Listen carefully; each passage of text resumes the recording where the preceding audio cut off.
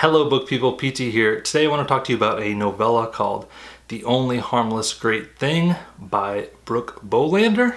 This is a novella put out by Tor. Tor's been killing it in the novella space recently.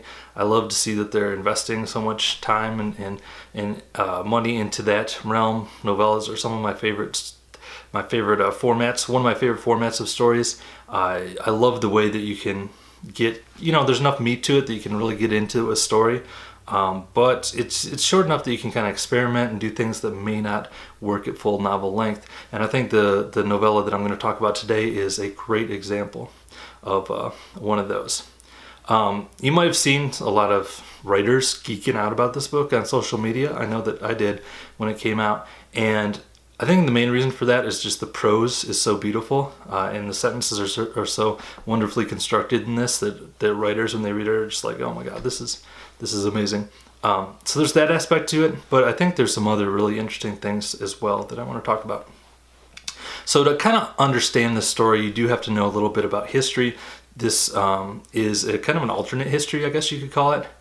It is the story, well, first of all, in the real world, real briefly, if you're not familiar with the Radium Girls, I'll just briefly tell you about that. So basically it was these women who worked in watch factories in the early 20th century, and they would apply lume, which is like the glowing element on the hands and stuff like that of watches, but they used radium for it back then.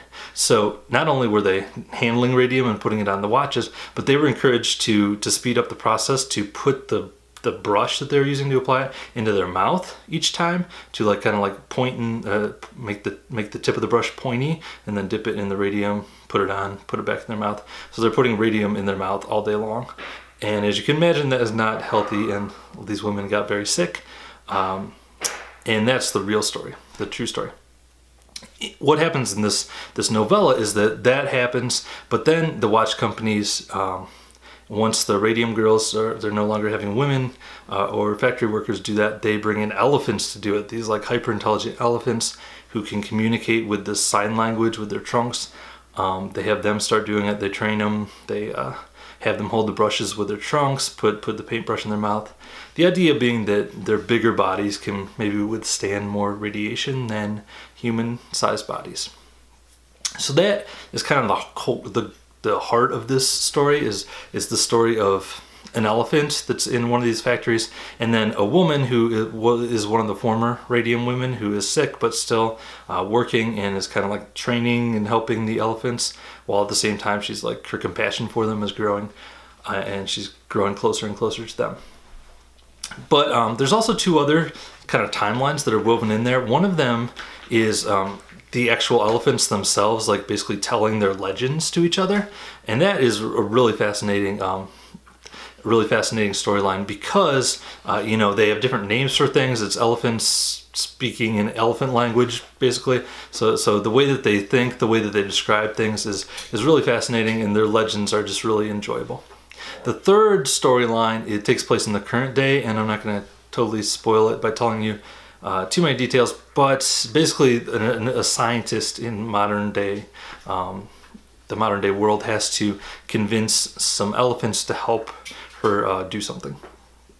So you kind of have these three timelines all working together, and the way they are interwoven is really, really well done, and I enjoyed that a lot. The other thing that I really enjoyed about this was kind of the theme, and to me the thing that fits all three of those storylines together is the idea that our past becomes story, and the way that we turn those stories into myths.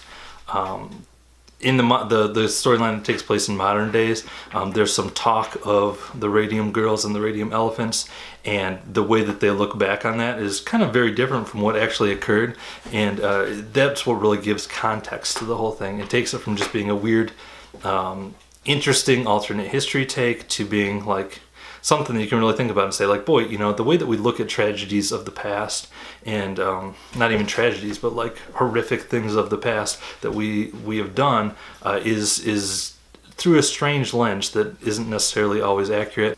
We kind of sometimes use myth to soften how terrible the things that really happened were. When I finished reading this story, the only thing I didn't like about it, and the reason I initially gave it 4 stars, was the ending. I was really excited about what was happening and loving it, and I wanted it to keep going a little further. I wanted to see what happened next in one of the storylines in particular. However, the place it ended at, I was like, come on, just go a little bit further with this. Let's see what happens. However, after I thought about it for a few days, the way it ends really does fit into that theme really well. And I think the ending, the way it ended, was pretty perfect now that I've given it some thought. So I'm changing this bad boy to 5 stars. Anyway, that is The Only Harmless Great Thing. It is about 100 pages. I think it's $2.99 for the ebook. Pretty sure there's a print copy as well. I highly recommend checking it out. It's worth a couple hours of your time just to see this unique and interesting story told. So great job by Brooke Bolander and the Tor team. Highly enjoyed this one. Thank you so much for watching. I'll talk to you next time. Bye.